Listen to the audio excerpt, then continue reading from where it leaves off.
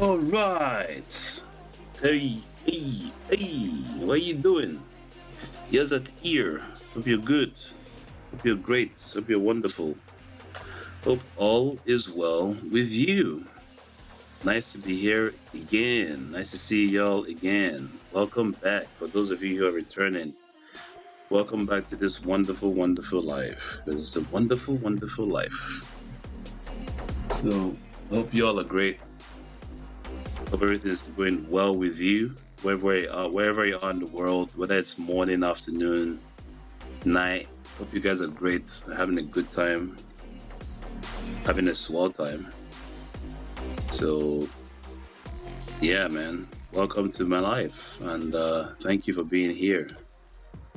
Without further ado, let's get in and let's get stuck on what we're doing right now. So, as you guys are very aware, for those of you who are here today, and for those of you who are not, I'll just recap. I finished my previous art piece. I think it worked up to 6 parts. My previous art piece had to do with 2 characters, which I love to draw, and I keep drawing those over and over again as I feel like drawing them. But basically, it's about 2 characters who were close, and now I'm going to draw a single male character. I believe I finally figured out what I'm going to draw. Thank God. And I will be drawing him, probably laying horizontal and so on. So I'm not sure I'm going to pull this up, but we'll see. You know how we do things here, so we don't really have a set way of doing things. I always try to start from scratch. Some of my other lives, I might have already done my sketch just to try and speed things up. So you guys would have to be patient with me in that regard. Not every live I want to do a sketch during the live, because like sketching for me takes ages, and I do try to not speed, but I do try to like be reasonably fast when I sketch here. But it might end up being that maybe after I finish my sketch, and maybe I do some blocking, and I still don't really know I'm going to draw, so I can't really say anything right now. But basically the whole point is, as you know, my workflow is sketching, then we block, and then we'll do the initial sketch, then we do the drawing or the line art, and then we do the blocking, and then we do the rendering. So it's fairly straightforward, the methodology I'm following. So I hope you guys are getting that. If you're not really sure what I'm talking about, please go through my previous lives. I will be looking for how I'm going to post those on YouTube very soon. I do have just one on there right now, but I'll be posting the rest of them in at the best time. So I have a lot going on at the moment, so I'm pretty tied up, but not too tied up for you guys. So if you have any questions, feel free to send me a chat. Feel free to message me. Feel free to also appreciate the live by liking it and telling me how you feel. Tell me what's going on in your life. Tell me what you like about the life. Tell me what you're learning. Because I'm here to just basically show 1 or 2 things that will be useful to you, hopefully, on your digital art journey, as has been useful to me. Because I try to make all kinds of different arts. I do scenery. I've done scenery here. I've drawn in other places, not just here in YouTube as well. I do have a live on YouTube that has to do with drawing a teacup, so you can go and watch that too. YouTube zone doesn't delete, so it's still there.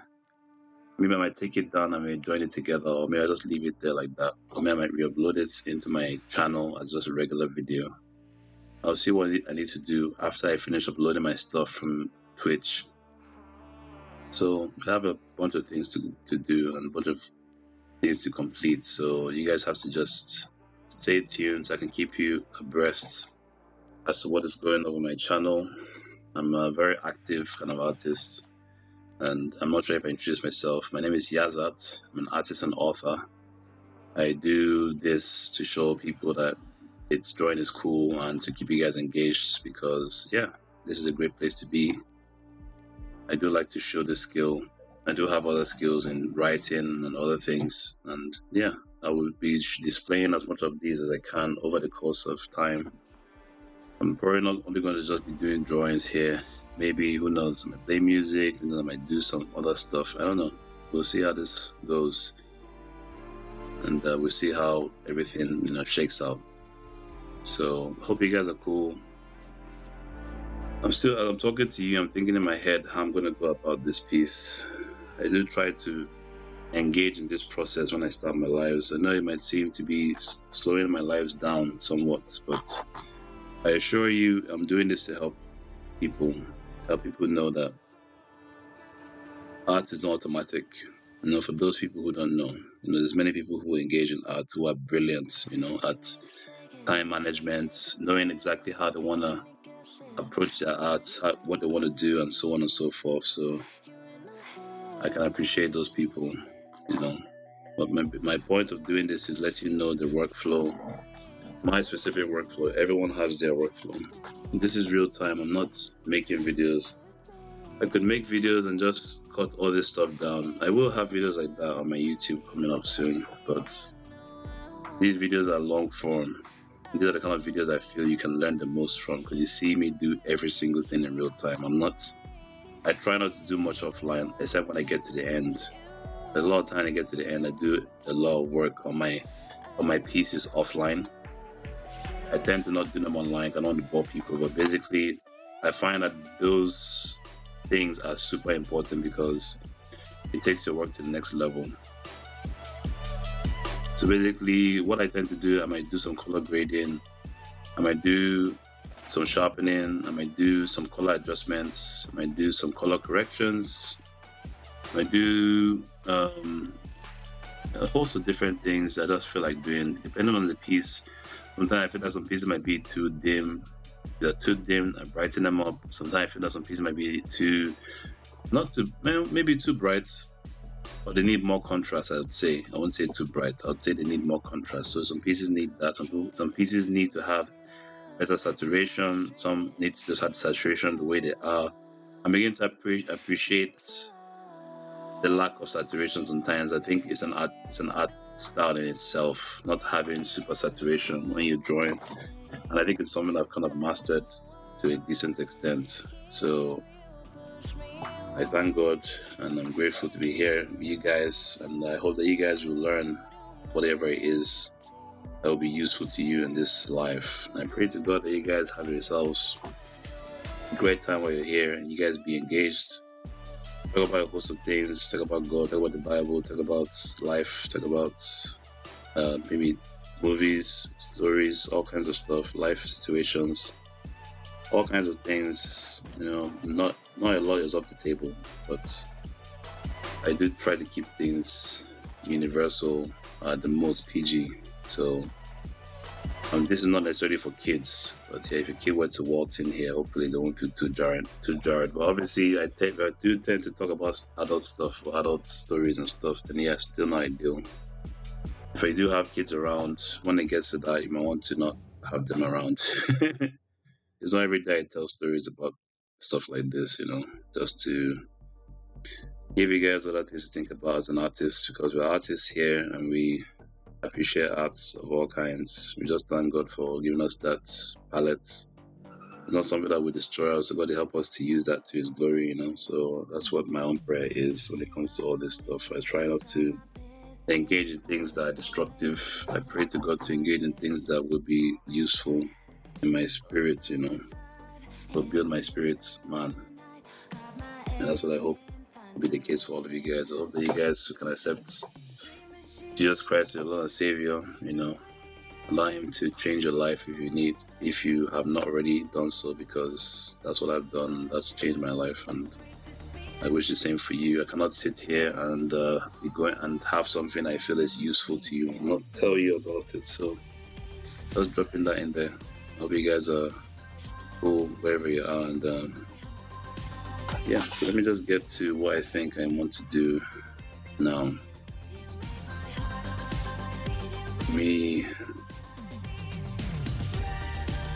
Let's see. Okay, that's a good start. I think that's a great start. I want to move this down a bit.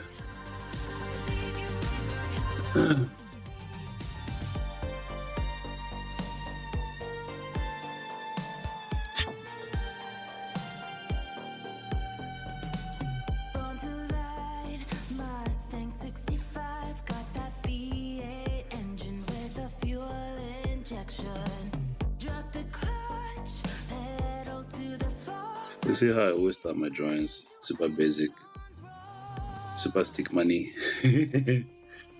So,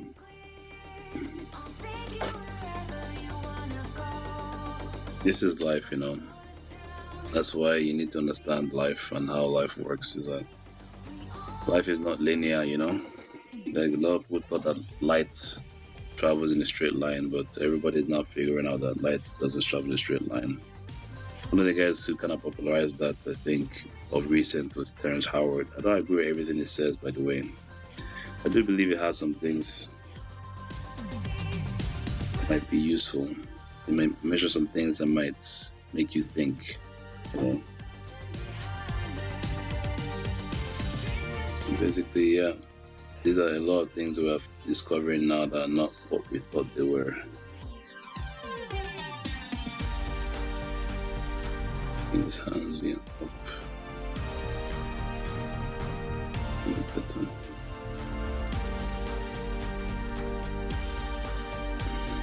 Just like a bit close here.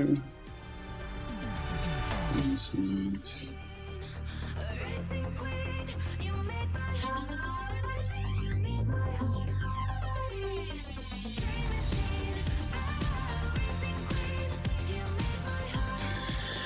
Okay, so we have a rough idea what we're working with here. So, am I happy with this? I guess. Well, I guess. So let me just see. I was not walking in the street now, though. I guess it should go. Yes, I'm gonna keep guessing. I'm not sure if I'm gonna be too concerned about the pavement. It is on the pavement or something. I don't know if I need to do that. That would complicate things.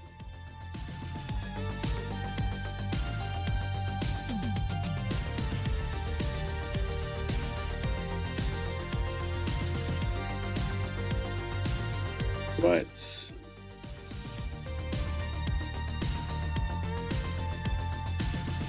My first save of the day. It goes well, thank God. Right, I think I can go to my drawing now to an extent, I think. I'm not sure if I should be too concerned about the pavement. The silhouette's burning, embers rising high, like a chemical fire. Flame won't die. The pavement may not be such a thing. It will not be such a big deal for me. I'll have to draw something on the ground. Maybe having that as a perspective finder might be useful for me when I do decide to start drawing the ground. So maybe I'll just leave that there. Just go to my drawing. Maybe I can get something going here.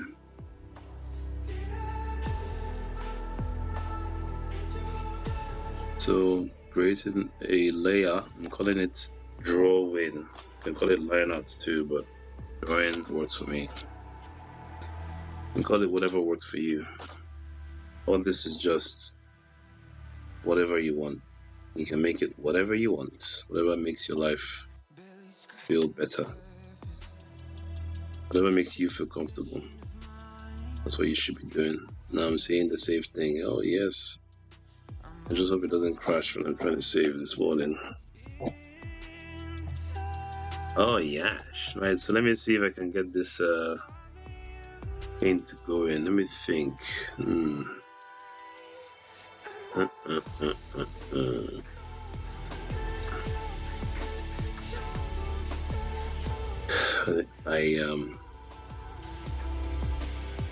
Yeah, his head should not be leaning up, should be leaning back on the ground. Actually, I hope I can keep the proportion. I don't know if I will be able to do so.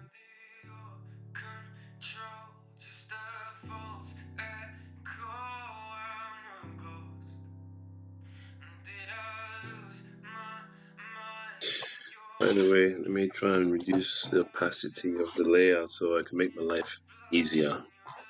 I can see what I'm doing better.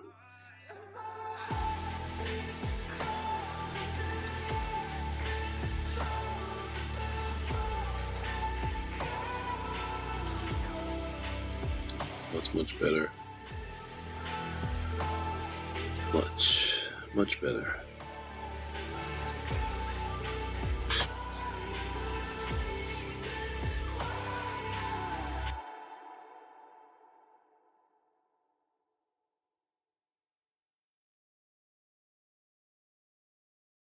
Okay, so let's see. Am I drawing a lot layer? Yes, I am. For some reason. Let's go to the correct layer and draw on there. So let's go now. Yes, I think that should be a good place to have that. Maybe.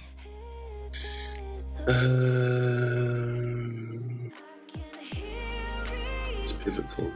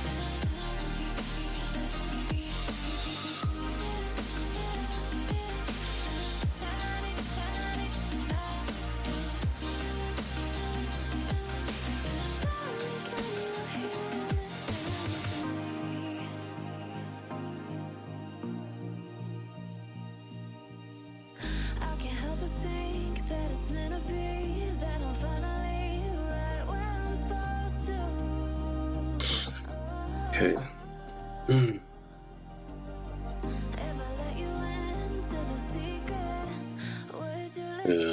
This hair is a bit weird, but maybe I'll get it right. Maybe I won't. I don't know. Let's see.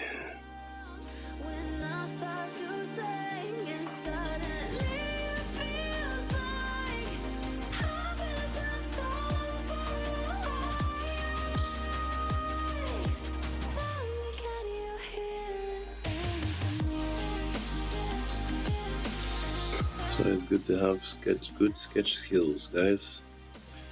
So this is a perfect medium for you to do your sketches. Because whenever you get it wrong, you can just click the erase button and erase. And erase! So it should be difficult for you to do.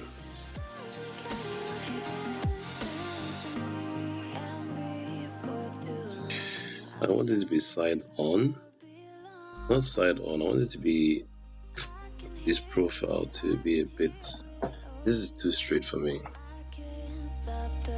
Maybe it's fine. Something, I don't know. This is what I expected. It's going kind of different from what I expected.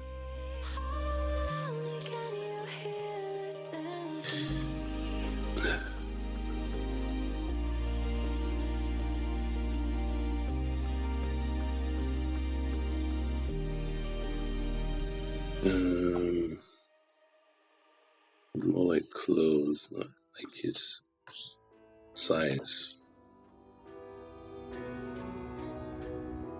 I need a scarecrow after what you did, 'cause all of the birds know that I'm almost dead. I'm barely breathing, I'm barely awake. You left me in pieces, there's no more to break. Don't wake me up, not in this century. Next one I draw, I decided to use a reference. Right, I think I should be. I think his arms are a bit too short. That's actually good news for me because it means I can make him stretch onto this scene a bit better. Maybe I can leave it like this and just see if I can get away with it. Have some long legs. It's like manga. That's like manga. Manga, they tend to give characters really long legs.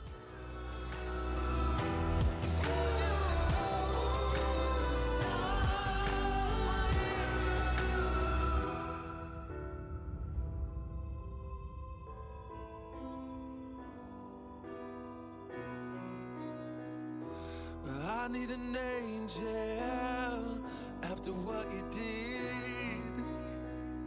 'Cause you were the devil, you messed with my head.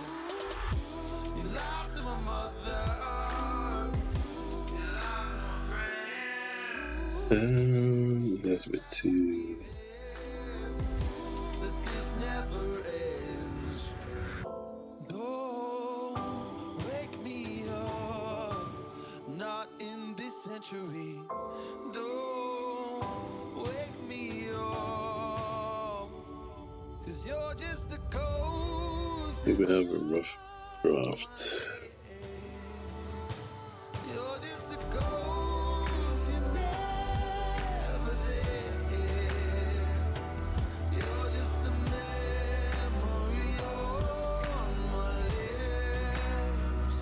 'Cause you're just a ghost inside my head. You're just a ghost.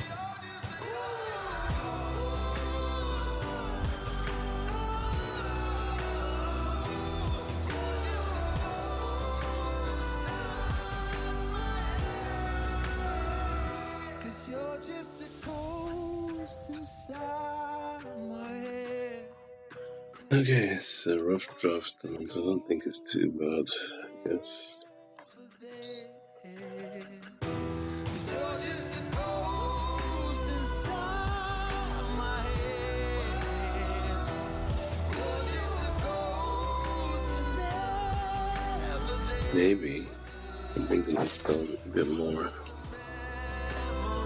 Yeah. Actually. You're just a ghost inside my head. Oh, you're just a ghost inside my head.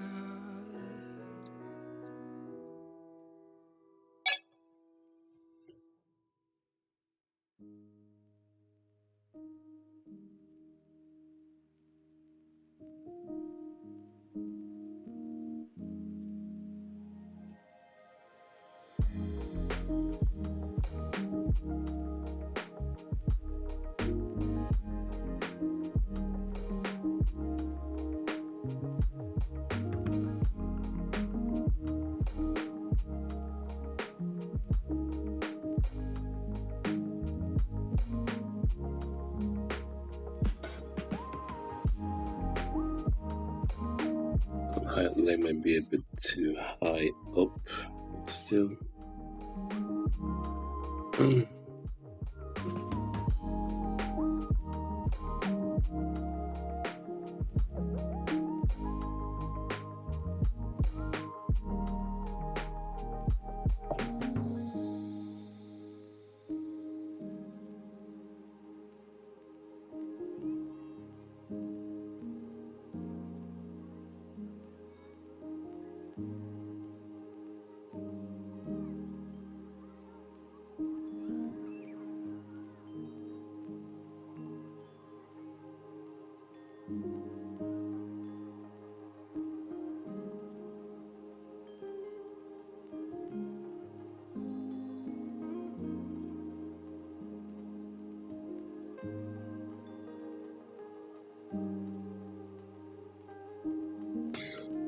Okay, I can switch off the other one now. Let me switch off the other layer, see where we're gonna go.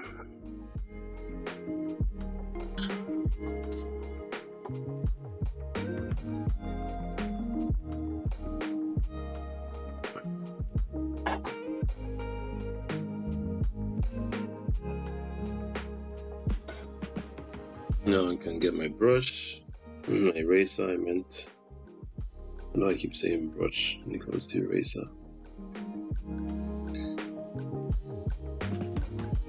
Okay.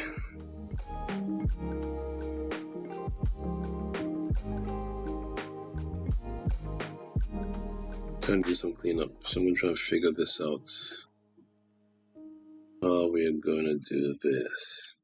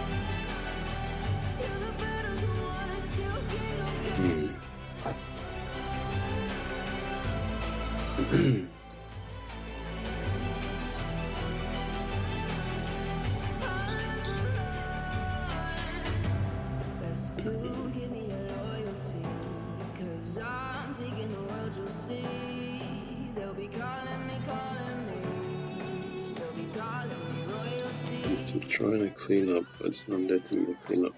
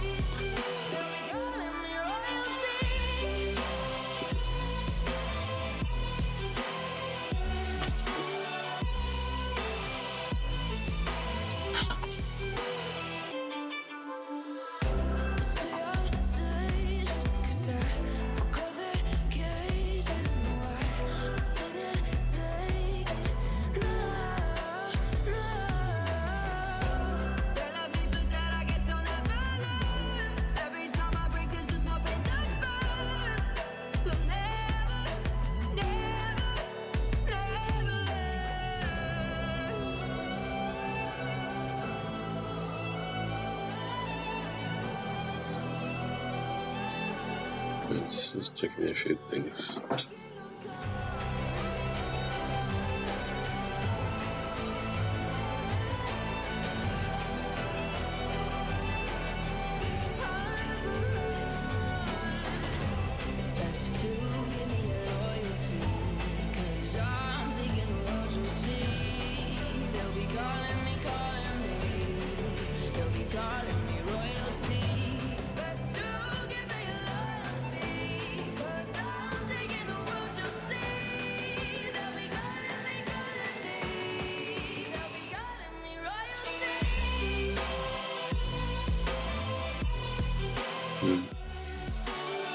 Room is being kind of weird now, not letting me do anything.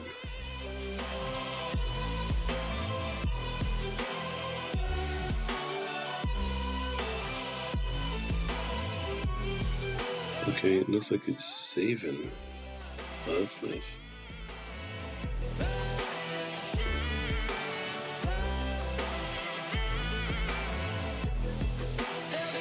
Yeah, it's not letting me do anything because it's saving. So guys, it looks like what I said might happen actually happened. So it seems to happen whenever I start my new projects. Let me try and get it sorted out. Give me a few minutes, please. Thanks.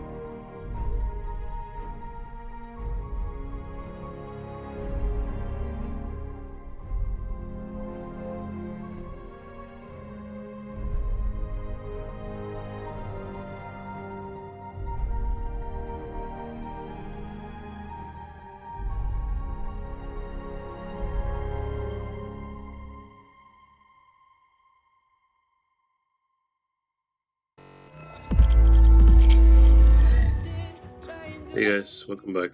I'm not really sure what that was. I think I clicked a different shortcut from the one I was supposed to. I don't think it was a save issue or something else. My apologies. Times I might not find myself keeping track of what's going on as best possible, but yeah, hopefully we're back to where we should be now. So I'm just gonna make sure everything is running as it should. Make sure everything is where it should be, and then we'll get back to what we're supposed to be doing.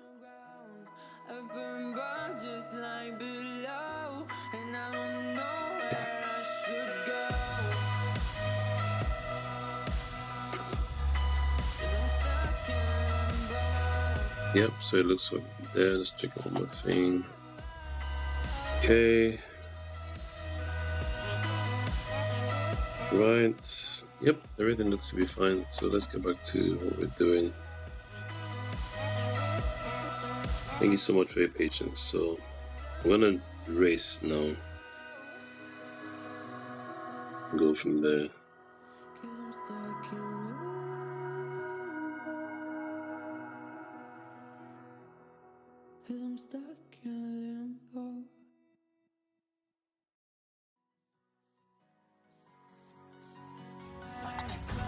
Do this.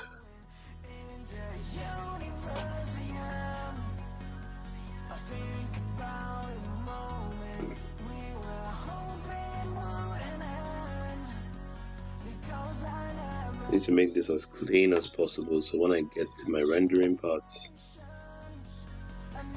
I don't have any hiccups. You know, I always say this, but every time I render, I find something I didn't really show up, and that's because I'm trying to be efficient in terms of speed. That ends up making me make a few errors, and makes me not have what I'm supposed to have when I get to that phase. So I'm going to try and make sure I can clean this up to a decent extent. That's kind of how I talk whenever I made the same mistake, but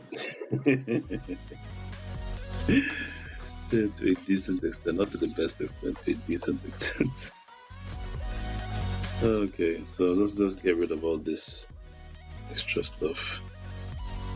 You guys have to get used to this. This is how I do my line art a lot of times. Some people are very, very clean with their line arts. I'm not one of them. But I do get to have clean line art in the end, I'll say. But yeah, some people can get that line art right from the get-go.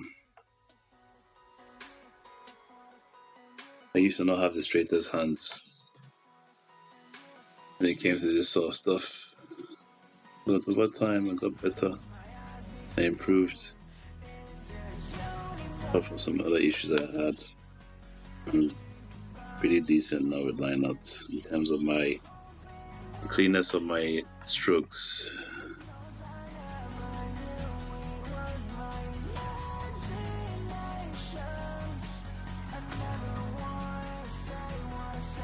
Need to work on that. Looking a bit more decent.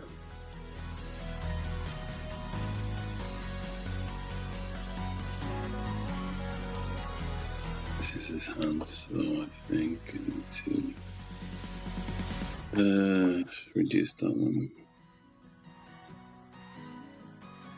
A lot of times I draw this stuff, guys. I don't know where I'm gonna go.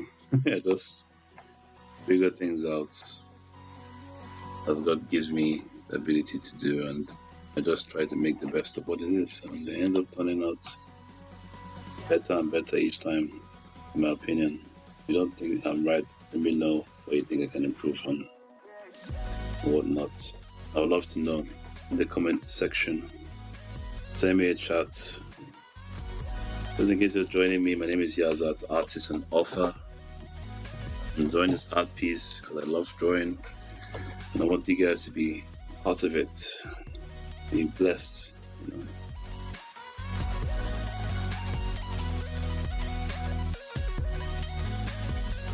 You might learn something.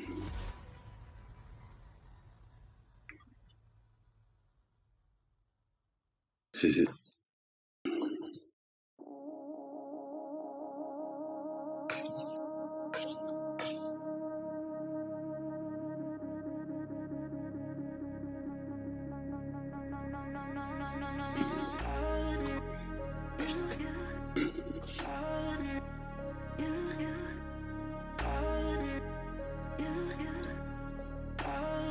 How possible is it for people who write, who are successful as writers, to write characters that are underprivileged? So some of these writers came from humble backgrounds, right? The part that baffles me is when they don't really have to be struggling anymore. When they tend to make it really big. I know not every single writer gets to that level. I get it. Let me leave that one alone. Look at it another time. I was gonna work on him. I'll work on the characters behind him. It makes me wonder, is it possible for somebody who is not underprivileged to write about an underprivileged character?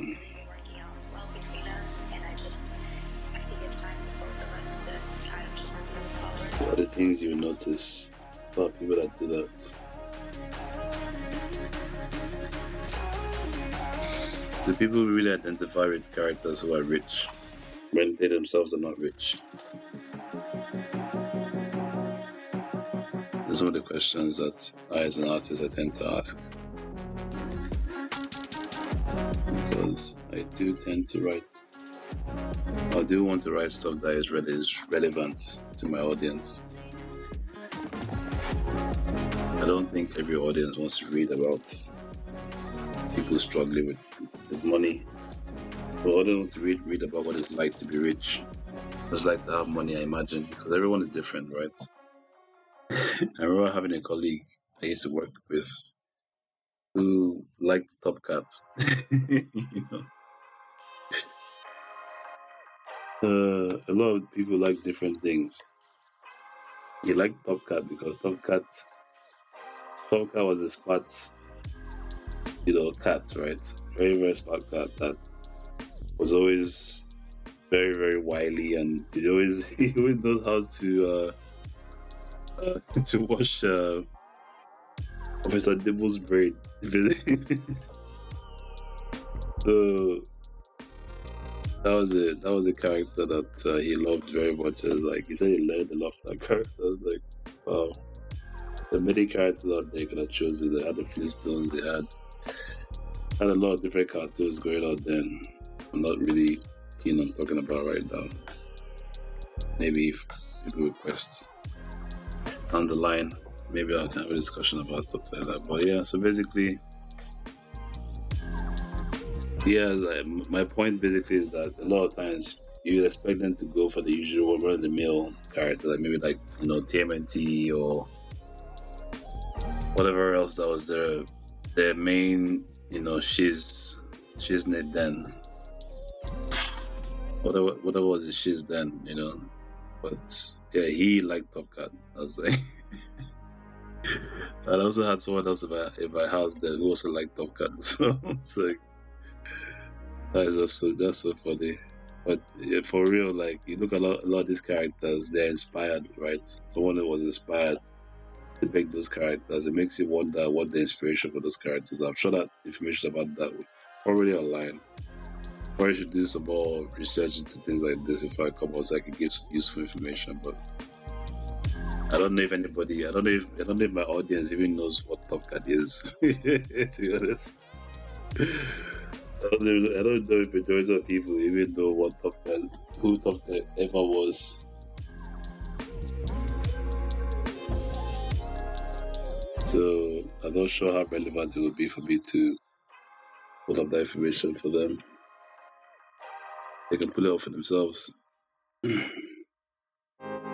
Yeah, when you live like us, you have to know how to hustle. You have to know how to find your way in the world. And that's what Top Cat represented to him. It's like that's the kind of character that he likes. The kind of character that appeals to him. It's like, wow, amazing. The mindset of people is so different. That's what makes the world interesting. Because everybody's built different by God, So everybody has in their head what they think makes the most sense for them to do or follow. You can't tell people what they like. That's why you cannot really, you can't really make your stories too broad, because if you do, then your character cannot be about anything concrete. Either a character is one thing or the other. A character cannot be both, or what they're focused on cannot be both. However, this is a big however. If you can pull it off, if you're able to pull off your characters having multiple motivations and multiple influences in an interesting way, then that will be beneficial to you as an artist.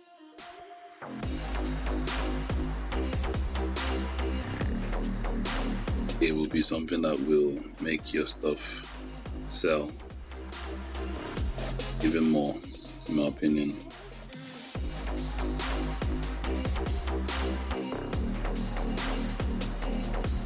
But it's not every day you meet people that know how to write. It's very difficult to write. It's easier to write a story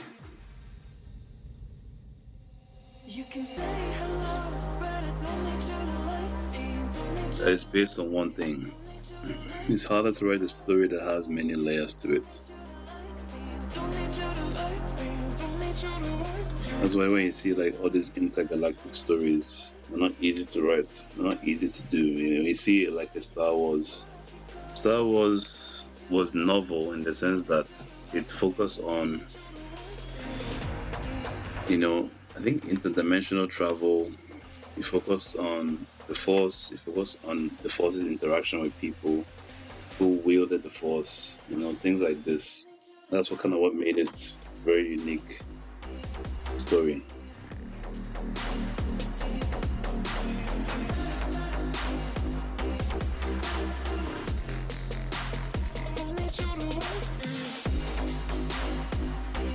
A lot of the time,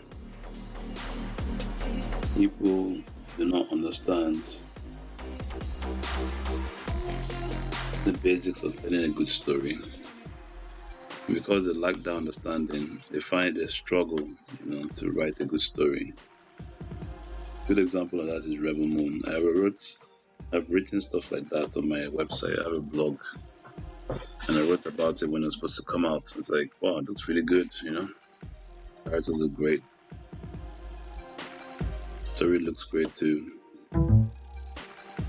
It seems to have a lot of promise, That's why I said, and I stand by that, because I like Zach.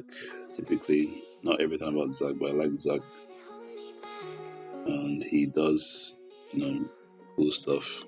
At the very least, you can always trust in his spectacles, but he also has a decent story. I'm starting to think that maybe that run of decent storytelling may not have followed him as much into his current endeavors, because when you look at his run on DC, you look at how he put those stories together, even if a lot of people don't even agree with a lot of stuff that he did, like when it comes to the whole Martha situation, which I don't even dislike, that was his own, that was something that he felt could be exploited for the story, and it made a lot of sense to him. I've done a host of other different things other than that to be able to sell the story, in my opinion, but that's what he chose to do. That was his artistic direction, and I can respect it personally. I think it was actually okay. It wasn't like knock you off your socks, blow me out of my mind kind of story writing. It wasn't Nolan verse story writing, but it was decent, right? It was beyond just watchable. I'll say that. And in my opinion, his competitors were not really doing anything that was more compelling. And that's kind of where he kind of had that advantage, because his stories are more character driven.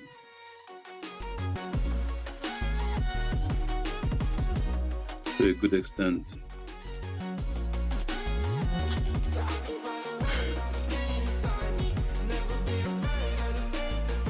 So this is something I've thought about before, and I think that many a time People think when you have a franchise, you don't really have to focus. I think I explained this before in my lives, but I'm going to try and explain it again. But a lot of times when people have a franchise character, they think, oh, I don't really need to explain ish about who they are and where they come from and motivations and all this stuff. And that's where a lot of them tend to go wrong, you know. And in Marvel, you have a lot of so many popular franchise characters. They just feel tempted to not really bother with stuff like this. But that's kind of where Marvel excelled, because Marvel was willing to tell their stories, tell their stories in such a way that was not going to be detrimental to the audience, if that makes sense. Just tell it in a plain, simple way, not complicated. Their methodology wasn't complicated, wasn't none of that. They just focus on telling their story in the most uncomplicated way possible, that even a 5-year-old in primary school can understand what they're trying to say. So that's kind of what they did. They had a formula, right? And that's why it ended up working, because they had something in their head they wanted to do, and they pulled it off. There was somebody who was planning it. I don't know if they have asking people, who are working there and stuff during that period. I don't know what it was, but there was something different about Marvel as to how they handled things then compared to now. They were very intentional in everything they did, and that's the reason why they were successful, because they had a vision, and Zack had a vision to rival Marvel, in that he was not swayed by what Marvel was doing. He was more concerned about what his own vision was. Zack has always been a very big vision guy. He's always been somebody who's like, yeah, if I have an idea, I want to follow that idea through to the end. And personally, I don't always agree with ideas, but in my opinion, I think it kind of worked for DC. I think it gave DC a very distinct tone, even though the tone, I think, was a bit much, in my opinion. Because when you have superhero movies that are R-rated, and this is coming from a horror writer, I'm a horror writer, right? But when you have superhero movies that are R-rated, like, how much appeal will you have in there? Like, how many people can you sell it to? And despite that fact, they still did pretty well. Like, you look at BVS, I think it made 800. Man still made like 600, I think, yeah. If Justice League made it into the theaters, it would have made a lot more. I think the original Justice League made like 600 as well. It did decently, but it was still a flop. As far as DC was concerned, I think they might regret saying that now, the way things are going at the moment. But it is what it is, Put onto the bridge. They had their chance and they decided to go a different route. Walter Hamada decided not to continue with the Snyderverse. They would just let Snyder just finish his vision and get his stuff done. And I'm not hung up on that either. I'm not one of those guys like, oh, release the Snyderverse or something. Like, no, that's like, if it's not happening, it's not happening. That's just how God intended it. So I'm not bothered. I'm not going to lose sleep over it. By the end of the day, and Snyder isn't either. He's going out there and doing his own thing. He's working with Netflix and he's making his movies. All the stuff he learned while doing Justice League, now he's doing it with Netflix. I don't know if I should come back to my original point or I should stay on this. So staying on this, personally, I preferred the DC universe to Marvel. I think Marvel did a great job with how they marketed themselves and how they pushed their narrative and how they pushed their characters, how they pushed the people playing their characters, who they even chose for their characters. If you look at the cast of people they use like A+ actors, right? Like every single character was an A+ actor. Hawkeye to Black Widow to Iron Man to Thor, Hulk. Those guys are all A+ guys. They're not like jokey actors. They're serious actors. So they literally knew what they were doing. They locked these guys into their contract, lock them into that contract. The contract thing, I'm not saying I'm like the biggest supporter of it personally. So they should have the freedom to do what they want to do. Because every human being loves freedom. There's no human being on this planet that wants to be, caged or tied down to something they don't want to be doing.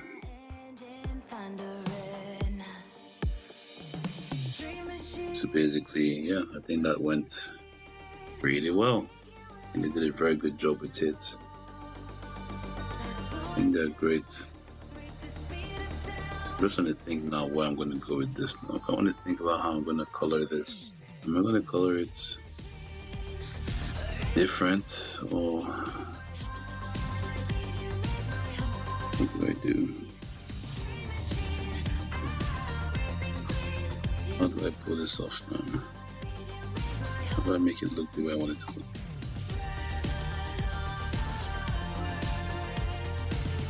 This is not exactly what I wanted, to be fair.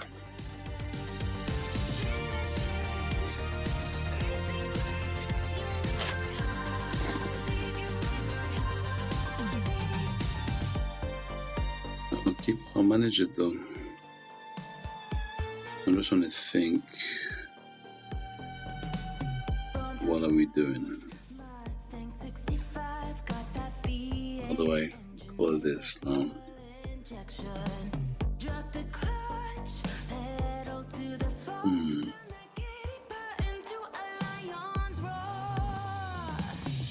Okay,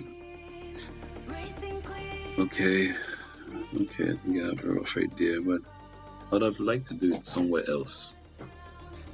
Basically, I will try and do it in the software itself this time. So typically, like I explained before, and I don't mind explaining it 100 times, I don't mind coloring my whole picture and then just changing it, just making it monotone if I need to do it for something. You understand? So I'm just debating, should I do that, or should I just go for the monotone right out the gate? Or do I try and do that maybe in a different software and put it off there? What do I do? I'm trying to figure out what I'm going to do. So basically, I haven't said what this is. I think what's going to happen is I'm going to draw like a raining scene, heavy rain falling on him, and there's people walking past him, as you can see.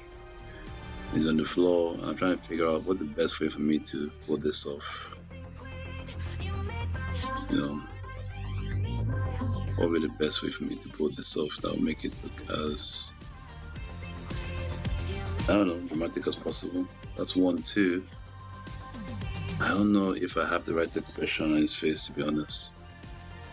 And also, I don't know if I'm going to be getting rid of my line art for this one. Maybe I will, and I'm just thinking to myself, if I go with monotones, it still work because I have to color everything like I would a regular store, except that it would be one shade of color. It would not one shade; it would be one color with different shades. Or I can just do my regular work. When I'm done, I can just go into a color, into my other software, use a color picker tool, and just pick a color I want. Just, because I used it recently and I was like, wow, this is actually cool. I think this will be very good for my next painting. So I think I'll be going with just coloring normally. And then I can use, I'm just trying to think. So if I go color normally, I can use my color picker to do whatever I need to do in post. So I won't do it online, but I'll do it in post. Basically, I'm still going to try to capture the whole scene here. I still don't know how I'm going to do it though, but I'm going to try and capture the whole scene. It's going to be a bit tricky. Very tricky, actually. I'm just trying to think, what am I going to pull it off?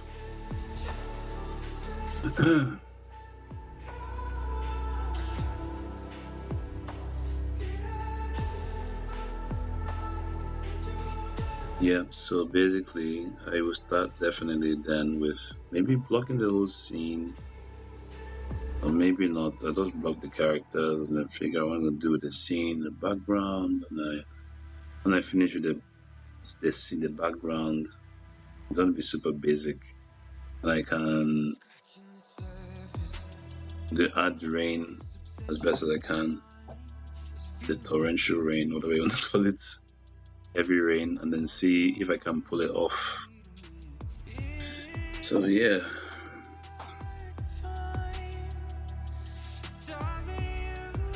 So I'll probably do blocking here. I'll do some blocking on this. I'll probably call it today. I'm not gonna do too much today. I'm just gonna block this. When I finish blocking it, then I will go. I don't think there's much else I want to change. I don't want to spend too much time sketching today. I just want to just get to it. Anything I need to do, I can do it. Yeah, but that's about right?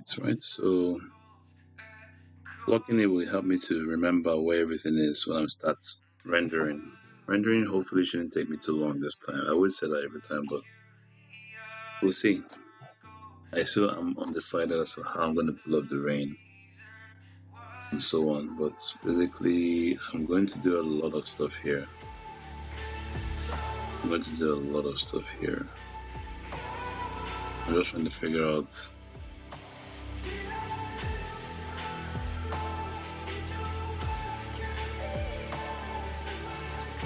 I will just keep with the regular coloring stuff. I'll just render it as normal. I'm not going to make it grayscale. I'm just going to render it as normal and go from there. I'm not going to make it binary. I'm going to go my regular rendering route, and then I can do whatever I need to do in post. And if I need to do extra work, I can always come back and do it to get this exact look I want to get. And try to figure out exactly how I'm going to get that look. I'm just thinking about it now as I'm trying to do this. So let's add a new layer. Let's call this layer blocking. A blocking layer. Okay, so let's get something. I think I still have my eraser. I'm going to select my brush. I'm going to select my favorite brush for this sort of thing. That'll be my opaque acrylic brush. Right here. Go for a lighter shade of gray. Bit too dark.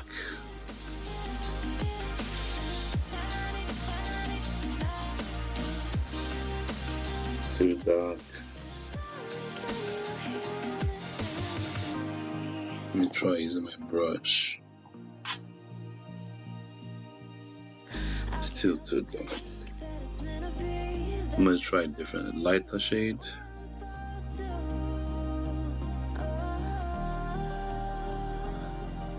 It's better. Much better. I might. Okay, let's see what we're gonna do. I'll go with this one.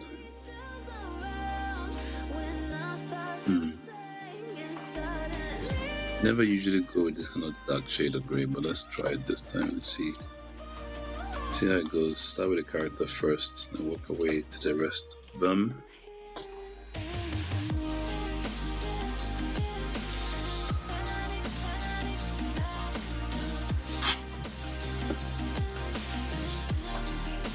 Put my blocking layer below.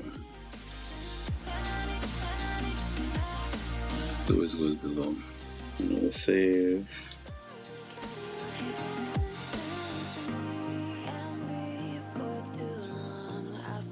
Now we can block.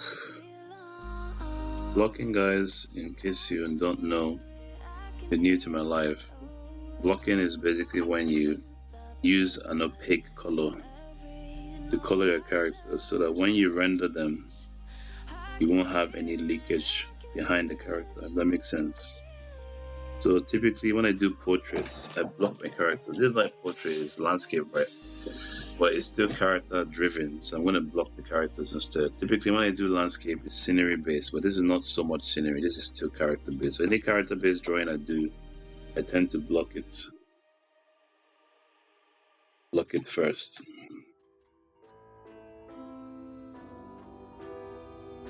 And leave the background.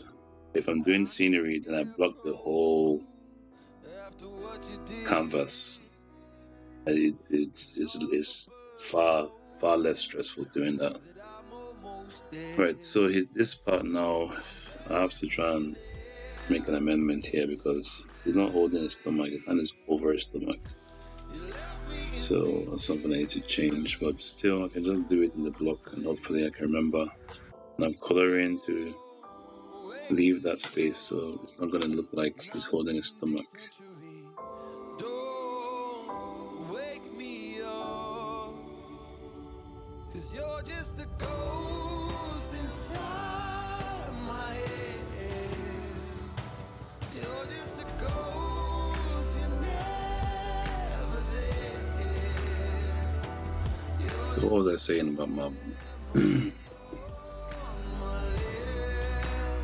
So I was still referring to DC and Marvel, and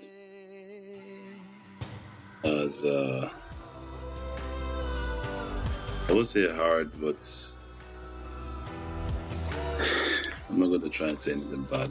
Basically, I'll just say that DC was more tonally dark than Marvel, obviously.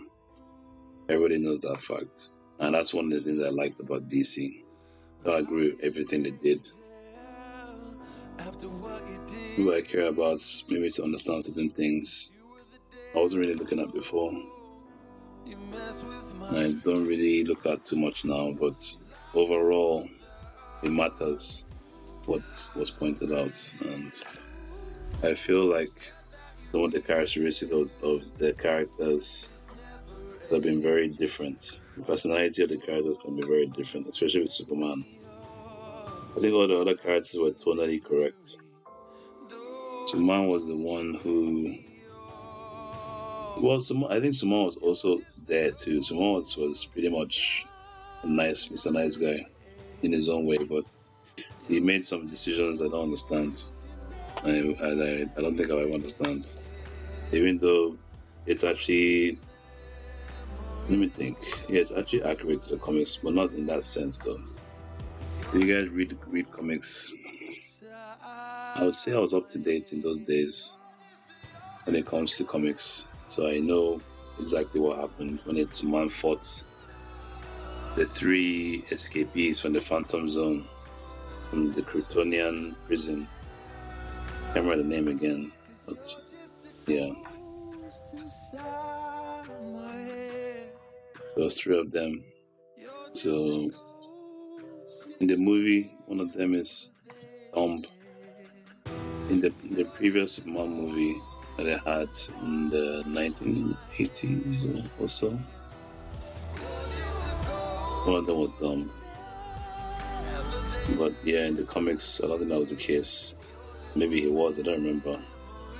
But the key thing here is that Superman found a way to actually kill them using kryptonite or something. And that was actually like one of the darker parts of sorry for saying the word kill. He actually found a way to unalive them. You know, so one of the darker parts of DC. So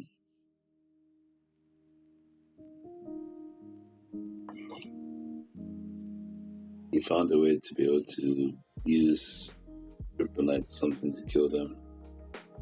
All 3 of them. That's because of the fact that they could destroy Earth, because obviously they're superhuman, right? They're like him. So yeah, just imagine 3 Supermen on Earth. So I think that's what Zack kind of captured. I think Zack has his own way of doing his own things. Even though it's not necessarily comic accurate, but it's still in line with the comics. And that's one thing I can say that benefited Zack, is when he has a story to work with, that's established, and he does well. But when he has to write the story himself and whatnot these days, I don't know about before, but when it comes to these days, I don't think I watched all his movies. I watched quite a few of his movies, but every movie he does is based off a property or based off an IP. What I find these days that studios are doing is they're taking more of a chance with themselves. They're trying to make their own IPs, and they're trying to come up with stuff they think will become a franchise of some kind, you know. The only people in recent memory I can think of that have done that is Blumhouse. Blumhouse are the only ones I can think of that came up with the franchise that they wrote themselves. Unless somebody else wrote it, I'm not sure who wrote it. I didn't check into that, but I can imagine. I'm imagining that at least one of their franchises was written by a director.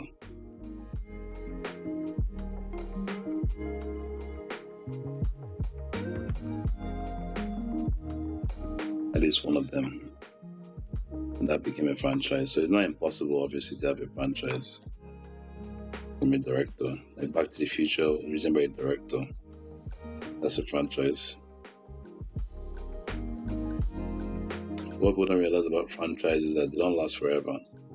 So the problem comes when they try to make it last forever. It's like you have these superhero comics. I mean, going on since the 1960s or so, all the way to now. And it's like, is there any story they're telling now that they haven't told before? And I'm pretty sure that some of them might probably be lifting off parts from the old stories to make new stories these days. Probably, allegedly, I could be wrong, you know, but I wouldn't be surprised that was happening because the good story seems to have been in those days. The best story seems to have been in those days, and that's proven by the fact that all the comic films, all the comic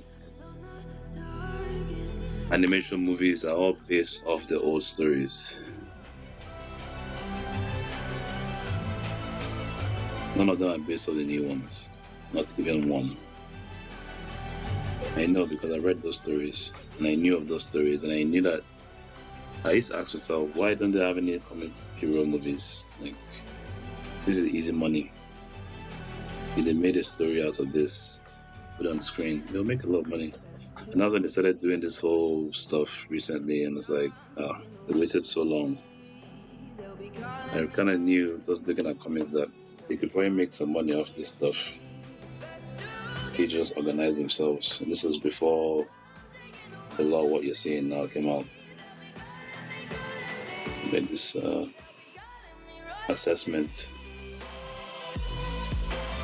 All things I said pretty much happened. It's pretty hard to know. It's just kind of weird that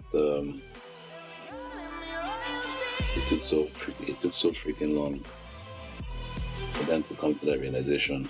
Just kept dilly-dallying and dancing around. It was until when Wesley Snipes did it. And what the funny part of it is that they tried to act like he didn't exist, like his own part of the universe, the Marvel universe, didn't exist. And the irony now is that we know it existed then, and we also know it existed now. He's still relevant even now because they use him in sorry for any spoilers for Deadpool versus and Wolverine, but they use him in that movie, and that movie made over $1 billion because of it. So that lets you know that Blade was the reason why they knew you could make superhero movies and it to be successful. It wasn't because of Iron Man. As good as Iron Man was a great movie, but you cannot overlook the fact that studios realized the viability of superhero movies. Even with an R-rated movie, that movie was like 12. That movie would have made $1 billion. But because it was R-rated, it still made a lot of money, despite the fact that it was R-rated. Even that R-rated stuff shows that the video had some vision. The studio had vision. Because if they made it 12, yeah, it would have been appealing to more people, but still, it would not have been the movie it was. It would have been a watered-down version, which nobody wants to see. That's what kills a lot of movies. That's like Expendables. They kept coming down the age limit of the movies from R-rated down all the way down to PG-13, I think, you know. And every time they did that, the movie kept tanking the box office more and more. So I'm not really sure why they're so keen on making it mainstream. Like, it could be maybe Stallone's dream to like have a franchise that actually gives him some kind of side money, like merchandise money, like Rocky did. Rocky is like a timeless classic. I'm still making money off Rocky till today. That's how good Rocky was. If you had that one, you probably never have to work in Hollywood. That probably hurts him. Just praise the God to make the right decisions. There's even far more important decisions to make, like those for your soul. What should you profit a man to gain the whole world and lose his soul? What should you give in exchange for your soul? To pray to God to have the right priorities.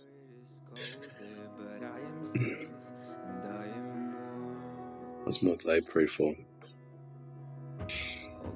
So basically, that's what I find going on in movies is the story. If the story is there for Snyder, then he does well. The story is not there, he has to write the story himself. And he can get a bit middling on that point. One of the ones he did very well, I think, was Army of the Dead. That was his own story, and that was actually very well done. But the follow-up movie, Army of Thieves, was just absolutely shocking. I don't know if you read that one. I didn't read the credits, but it was absolutely, it was just weird. The charisma the actor showed in the Army of the Dead movie vanished in his own movie. He had no story, he had no lines, he had nothing to make him anything like what he was in that movie. And it shows you the importance of good story writing. It shows you the importance of knowing how to write a character.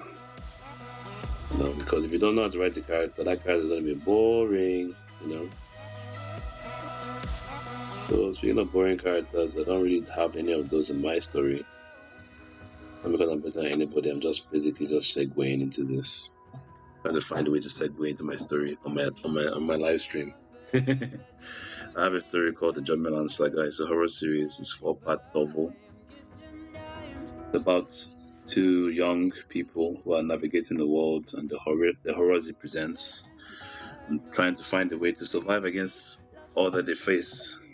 You can get this for yourself for just 3 clicks for a reasonable price on the website yazard.me, yazart.me. When you go on the website, just click the very first slideshow you see there. You see for books, you take it to the book section. There's a trailer as well for the book which you can view, which you love, pretty sure. I've got author readings, I've got a lot of things in that, so you can just go through that if you want to. There's also a preview as well on the Amazon section for the books. And free to go buy the book on the website. That really helps. I really appreciate it, and I really thank you in advance when you do that. I've also got merchandise on the website. I sell my art pieces on t-shirts, hoodies, pins, canvases, tote bags, mats, blankets, all sorts of things. Feel free to go on there and see what you like. I've got stationery as well, beautifully designed notebooks. You've never seen anything of the like before. I'm sure you'd love to buy for yourself, for your family, or your friends. And you can recommend them to your friends as well. I've also got music on there. I have an album called The Third Choice of Yesharala. It's out now. It's available for a wonderful price. Feel free to go on there to give it a listen. Feel free to download it in 3 clicks as well. Thank you so much. That really helps me once you do that. I also appreciate you sending me a chat here, and you also liking my stuff and also sharing it and telling your friends about it and following me. Please do not forget to follow me. I would love to have you on this journey of mine. Let you see exactly what it is I'm doing. I'll keep you abreast of everything I'm doing on my lives. It's always important for you to be here so you can keep track of what I'm doing. I'm a pretty interesting guy. I think. So I'm sure you find something you like either on this live or my website. Feel free to go to any of them. Also, don't forget to tell me what you think as well.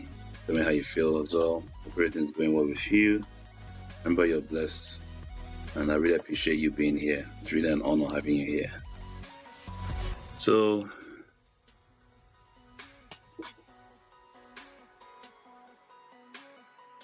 as I said, Army of Thieves was kind of like a misfire. The guy didn't even look the same when he did Army of Thieves. He looked kind of different. There was no quirkiness. He seems very pedestrian.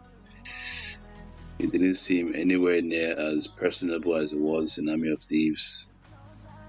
I don't know who wrote Army of Thieves. It's like the person who wrote Army of Thieves. he was writing about his tweet, not about himself.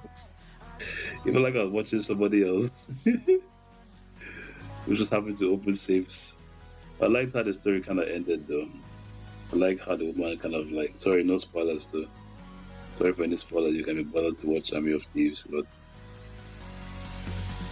yeah, I like the ending part of the movie. It's very, very telling.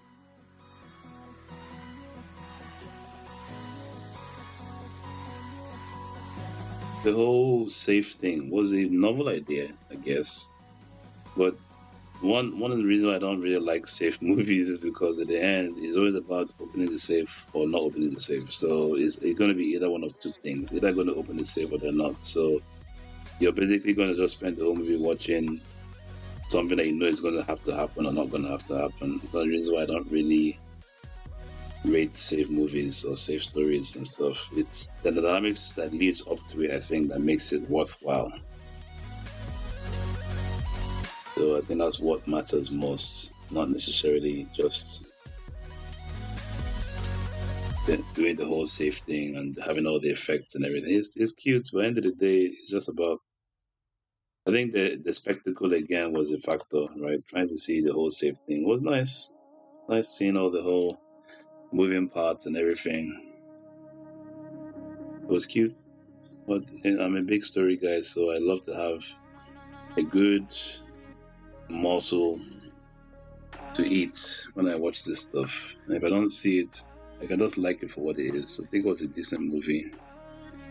But the reason why I kind of get a bit critical in regarding the character is because the character was actually very good. One of the more memorable characters in Army of Thieves, even though I can dare to say that majority of the characters there were memorable.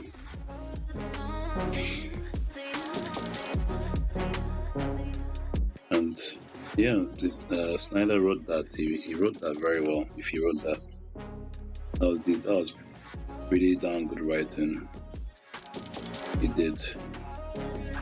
When I say writing, I'm talking about just how put together the story was. The editing, everything went together very well. There was no need for any extra stuff or any kind of director's cut or anything. And this is coming from somebody who has almost every director cut that is done. But at the end of the day, it's like, if you have a story to tell, you should be able to tell that story in a decent amount of time if you're required to. But you know the main points of your story. You don't have to worry about having a director's cut. The every director did it, before I take up. I'm not gonna go down that route, but I think I like that about him. I like the fact that he does really long movies. He's very different about how he approaches his stuff. It has to be appreciated. Just because I have an issue with one movie or whatever doesn't mean whatever else. But my point basically is that, yeah, when there's no real material, it gets a bit iffy. Like when it comes to Rebel Moon, I don't know what people think about that. Probably should look it up and see. I'd like to hear what people think about that movie. Rebel Moon makes you really understand why people like who wrote Star Wars, the guy that made Star Wars, need to be appreciated more, because writing epics is not easy. I'll say that much. It lets you know that writing an epic that has to do with many civilizations, using your time correctly, managing your time correctly to explain those different sections, those different factions is very key. You're using your time showing a lot of freshen, you're not showing exactly what it is that makes these different factions tick, what makes them relevant to the story, because what exactly was relevant to the story at the end of it, that's what you need to ask, is like, who exactly mattered? All those factors, all those factions you saw, what did they do? What did they add to the story? But when it comes to Star Wars, every faction, I think, has a purpose. Every faction has a reason, even though the storyline is fairly simplistic. But that's how the best things in life are. The best things in life are fairly simplistic. Let's look at this novel. It starts off. Look at this painting. I start this painting off very simplistic, but it gets complicated as you continue to add more and more layers to it. It's the same thing with art. It's the same thing with writing. The same thing with everything, with regarding life in general. It's like when you start to draw a building plan, you have to first of all start with a border. You start with the outer wall. You think about your doors, you think about your windows, you think about what you have, what the topology of the land is, all this stuff. You think about all this stuff before you start drawing. There's a lot of things you have to consider even before you even start drawing that plan. It's kind of the same thing for me here. Before I even started drawing this, I had to think about how I want this. And even now, I don't think I got exactly what I wanted. But I'm still pretty happy with it. I can still work with it to a decent extent. Majority of the time, that's how art goes. Reason being, I don't want to spend the whole world just doing one thing. I also want to be able to produce art. And produce quality art in a decent amount of time. A reasonable amount of time. That's the level I want to get to by God's mercy. And I want to do it the right way. And sometimes when it comes up with writing a story, the fundamental of that story you have to hit. The question is, why does this story exist? What does it exist for? That's the question. Who is it for? Who is the story for? What are you writing it for? What are you trying to talk about in this story? What are you trying to show in this story? The best stories in this world always have some kind of social commentary.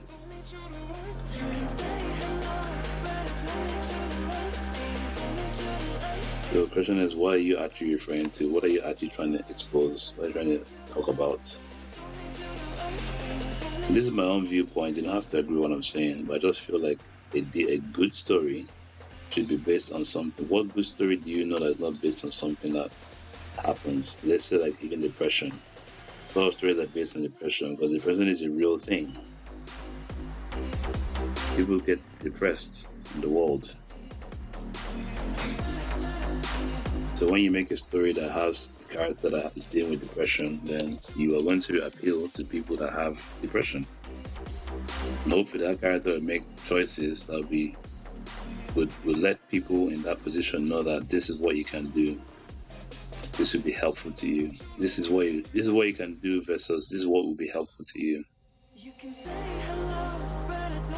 Because people will always offer different paths to things, but the question is, what is really helpful?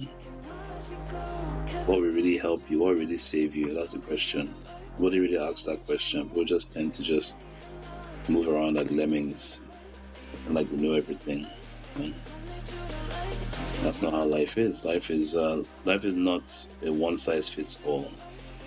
One person's advice cannot be your advice. And you have all these people giving advice online. And many people are taking that same advice as if it applies to them. Not every advice applies to you.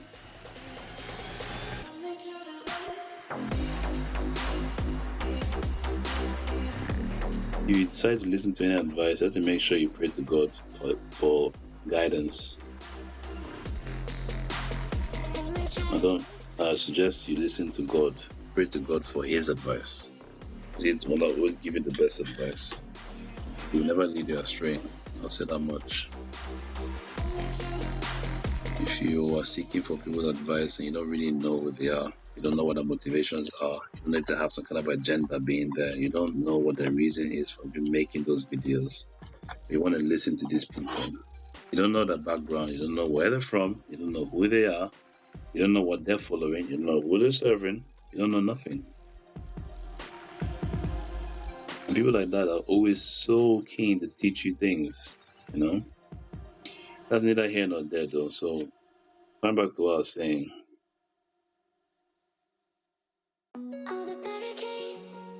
Your story has to be relevant to people. Your story has to make sense. Story doesn't make sense, then why, like, what's the point of making it? Spectacle is always nice, but spectacle without a good stories, it's like sprinkles with no ice cream. That's essentially what it feels like. And you have spectacle without a story. It's like sprinkles with no ice cream. So you need to have that meat. There has to be that meat there to chew. It has to be chewable. It has to be something that will keep the person occupied. When they are going through what you're talking about, it's like, wow, this is amazing. Like, whoa, like this amazing stuff.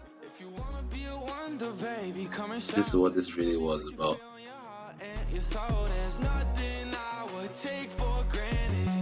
World building is not for everybody. That's the best thing I can say. When you look at certain movies, you start to realize that world building isn't for everybody. It's for certain people. And if you're still trying to figure out the best way to write stories, you have to try and make sure you take things one step at a time. You want to jump from writing one epic about 4 people trying to survive against a horde of zombies to writing a huge epic. It's a lot of work. It's a lot of planning. It's a lot of brainstorming, a lot of processing.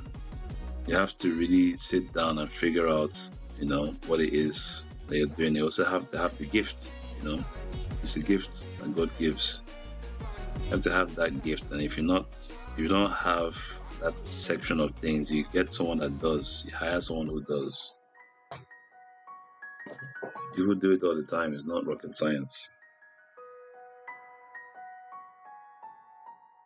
So it's something that you can do for yourself. Something that you can definitely make happen if you so choose. If you just understand storytelling. Maybe I'll continue this on my next live. I can remember what I stopped, what I'm saying. I hope you guys are great. I really appreciate you guys being here. I have to call it a day now because I want to be cutting down my lives into different sections so I don't have to keep jumbling things up. So when I start properly uploading to YouTube, everything will kind of be seamless and whatnot. So I don't want to have to, because I want my work to be just, I don't say perfect, but I want it to be on point. So it just goes the way it's supposed to go in a seamless fashion. This is the first video. I make my next video and the next one and so on. So I want it to be nice and clean and make sure my production value is very high for you guys. So with time, you guys will be able to find this stuff on YouTube, hopefully, God willing. So I hope you guys are cool. Thank you so much for joining me today. I have to call it today now. We always keep trying to improve things and try to make things happen. I hope you guys enjoyed my commentary. I hope you guys enjoyed my skills that God has given me, not mine but God's. I hope you guys enjoyed being here with me. Remember that God loves you. Don't forget to be with me here tomorrow again by 9:30. I'm here from Monday to Friday, typically 9:30 from 9:30 a.m. BST, which is standard summertime. So please don't forget to show up again. I would love it if you show up tomorrow to follow me on this live. Don't forget to send me a chat. Don't forget to follow. Don't forget to like my live as well. Don't forget to go to my website, which is yazat.me, which is yazart.me. I'll be having a lot of stuff in my descriptions, on my YouTube, and also even here as well. feel free to go on and see what I have on there that you would love. I have a horror series called The Jumpman Saga, available in 3 clicks as an ebook. Wonderful story about 2 kids surviving a horror, all kinds of horror being thrown against them in ways that you can never imagine. You don't have to imagine it, just read it. It's right there for you to read. Just download it for yourself and enjoy the story. Just add it another one to your wonderful library. Don't forget, I also have a music album. I have a bunch coming out as well, so I'll keep you up to date with those. One I'm talking about now is the 12 Tribes of Yesharala. It's a great listen. You can have it listened to on my website. You can also download it for a fee as well. That greatly supports me. Thank you. I've got merchandise, my art pieces on books, notebooks, shirts, hoodies, pins, canvases, phone cases, pillowcases, blankets, tote bags, all sorts of things. Feel free to go on there and see what you love, see what you like, and buy it for yourself. I'm sure you'd love it. Buy it for yourself, family. It also goes for everything else on the site, including my stationery, available to you as well on Amazon. Got beautifully designed covers, which you will never see anywhere else. You can get it for yourself or get it for your loved ones. They're all for a reduced price. I keep those prices the way they are for the foreseeable future. Hope you guys can get these for yourselves and support my channel. There's other ways as well on my website you can support me. Please feel free to go through the website and see whichever one appeals to you. Like in any case, just come on here, send me a chat, follow me, like my stuff. Thank you so much for interacting with me. Thank you for showing up again today. Really appreciate you guys being here. You guys have yourselves a great day. This is Yazat, over and out. God bless. Ciao.